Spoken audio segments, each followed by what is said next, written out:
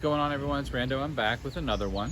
So I had a really great reception to my video involving this nice old Apache case from Harbor Freight that I got on sale, and I'm happy if everyone else out there got some great deals on them. We were able to pick one up. I think they're pretty cool and they definitely work. I even grabbed a larger rifle size one that I'll go over later.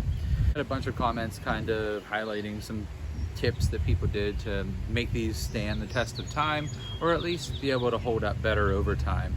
And one of them was using some like Flex Seal or Plasti Dip to spray the layers of foam. So I went out to Walmart and I actually grabbed some cans of Plasti Dip. If I wanted to do the like a little bit more cost-effective approach, as this was half the price of one can of Flex Seal. This was a little, like, I think this was like maybe $7 and some change. So I figured might as well go cost-effective with my cost-effective case. We're gonna see how it holds up. I'm just gonna take the firearms, out of it right now. Just had it out for some, range time, and that's my primary purpose for it, is range time. A lot of people mentioned that, keeping them in there and storing could hold moisture in the foam possibly, which could corrode the firearms, or just rubbing against it. Foam is a little bit abrasive and could show some wear. And even just storing your firearms in a case like this, even though it can provide storage, might not be best. If somebody breaks in or breaks into your vehicle or home and takes it, well, there goes all your firearms, and that's not ideal either. Let's go ahead and take the layers out that I'm gonna coat with this, and I'll show you the process for that. I'll kind of skip through it a little bit, at least show you the beginnings. I plan on doing about 4 coats, and it's recommended-ish to do at least about 10 minutes between layers. I don't want to push it, I don't want to saturate it and soak it, have it not dry too evenly, and then put it back in and have it kind of fall apart on me or not be the best. I mean, I know this is cost effective, but I want it to be the best that it can be, and hope that, if I'm educating you or doing anything like that, that you're able to do the best for yourself as well in the most cost-effective way. So stay tuned, let's get to it. Obviously everything's out of it. Now you can see this has only been about a week's worth of use. I expect this to be kind of chopped up, that's my fault. I'm storing a firearm that has a threaded barrel, so that's already pushing down. And then from the Glock 35, just the barrel itself is back up here. Now you can see with the foam, obviously it's like that. My thought process is make sure it's all cleaned out. I am going to do both layers of this, and I'm going to do the top side and the bottom side, as well as the sides in general. So I'm going to do this in a nice ventilated area, and then I'll take out this part. So the point of this is to kind of seal between these areas, so that as you're putting the firearm in and out, it's not going to degrade it, in hopes that this lasts longer for us. So let's get going. Let's start with the top. Might as well. I know I said I was going to start with just the top, but I figured, well, I have enough cardboard space, I might as well just put the bottom and the top on. And let's go ahead and give her some coats. I'm also going to try, as I spray, to kind of get between here, and obviously I'm not going to go too up close with it, because then it'll probably pile up and just give me more issue. But got it. Let's just go ahead and get to work. Obviously I would do this outside in a nice ventilated area. Just give her a spray. There we go. Make sure we're not messing anything up. Oh, let's make sure there's no hairs on anything. Gotta love having pets.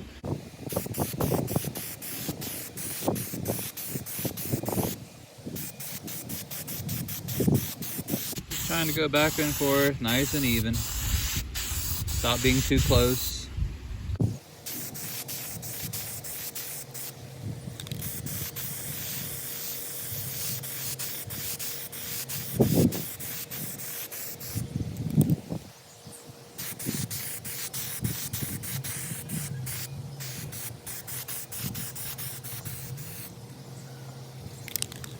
You can already see the color difference between the bottom part and the top just from getting, this one section done.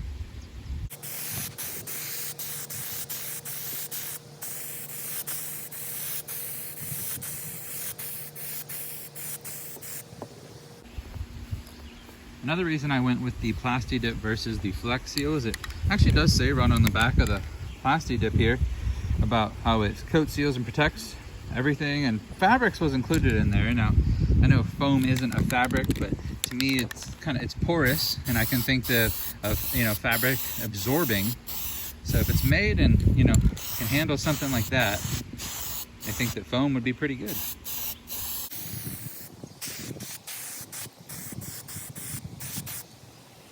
So we got one layer down. Gonna give it a little bit of a rest here, and we'll keep doing some more coats. All right, we're about halfway in on these layers here, this being the top and the bottom. You can kind of see how it doesn't have that like porous appearance anymore of the foam or that it originally did. As I'm going and putting my coats on, I am getting a little bit closer to it, and that's just because I noticed that the farther away that I stuck, it wasn't getting that layer that I'm thinking we really need. And obviously I'm doing this, so like, you know, if I make a mistake, that's on me. And I'm hoping that this would help you to not make a mistake whenever you're doing it yourself. I'm gonna give it a little bit more drying time before I just kind of see if I can, you know, move any of these little pull apart pieces in here and see what it looks like. But it's coming out, you know, real clean looking. And you can see like, even just between this here, like, you know, that color where you can see it in this is where we're getting that color difference of just using the plasti dip. And if you really wanted to go like extravagant with it, you could probably get a plasti dip in a pretty sweet color if you wanted to do the inside of it. But I was just going with the original looking black of the foam. We'll keep going. All right, so got my coats on. You can actually see here like how it has like that kind of little bit more of a shininess to it. Here, I'll flip this over so you can kind of just see the difference. All right, so with our plasti dip, no plasti dip, and obviously you can see the parts there separating. And now let's flip her back, and no separation. So it's doing its job.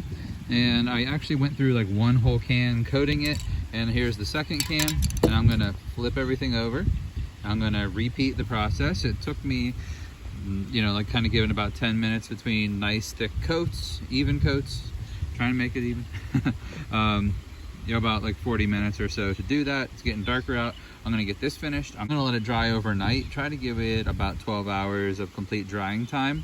Maybe whenever it's in my garage, I'll even kind of hang it up a little bit like this, so it's not like down. It's gonna be, you know, able to completely dry around. We'll get the stuff back in it, and we'll, you know, kind of finish it up. But liking it so far. It's doing what it needs to, like even between these layers, it's not peeling away. Working so far. All right, so I let everything dry overnight. Probably dried maybe about 12 hours or so. And normally you could go ahead and run your finger along this pull apart foam here, but now you can't. And this is going to be our top side, and obviously this is our bottom side. So, and again, when running, like this is a large area for you to see. I can still see some of the little areas of where it would be separated, but you can't go through and, you know, like you did before whenever we go like this and be able to see it. I did coat both sides. I just think it'd be better that way as far as holding it together goes. So let's get it back in the case here and get the firearms back in it. Okay, now I have all the firearms ready to go back in. Obviously they're all unloaded. I'll be showing you that, you know, got safety first.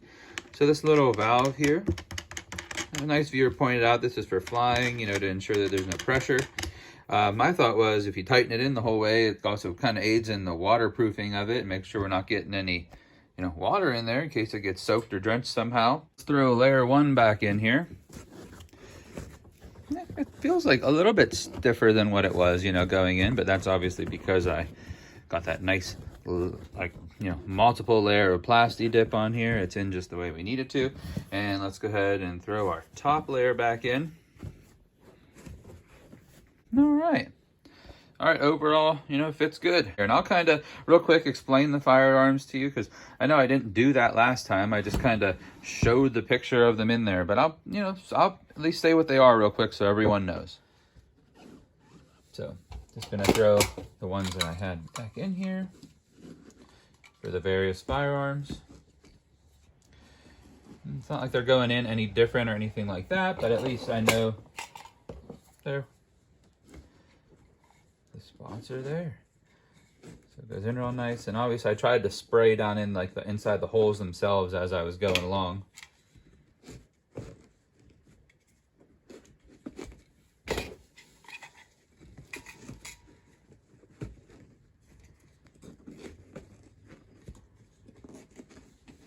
All right, those went in real nice. All right, let's get to the firearms themselves. Let's see.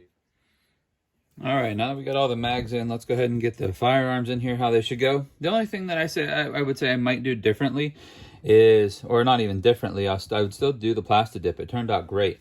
But gluing the layers together I think would be beneficial, because as you pull things out, it might be prone to kind of move apart.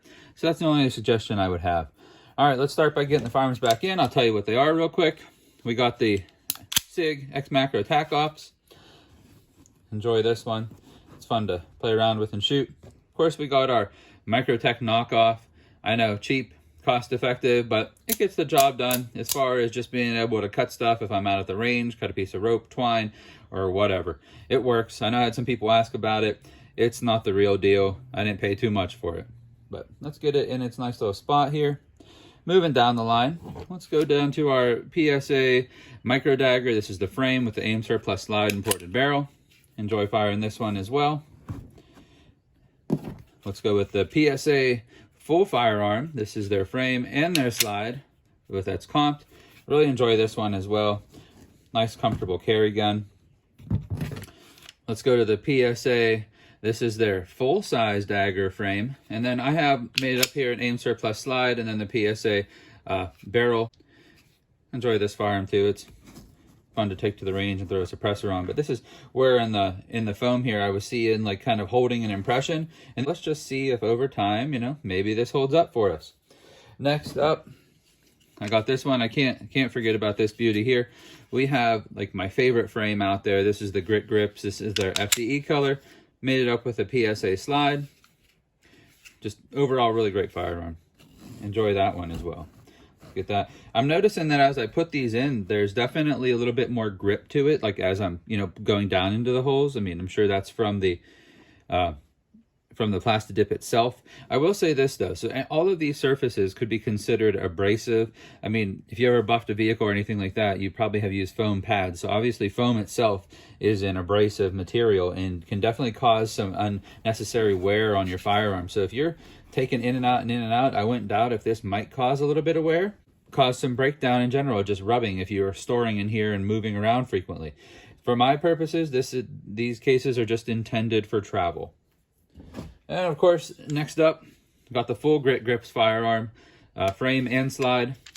And I do have a ported barrel in here, and that is from Aim Surplus, but this is an overall great firearm. Love this one as well.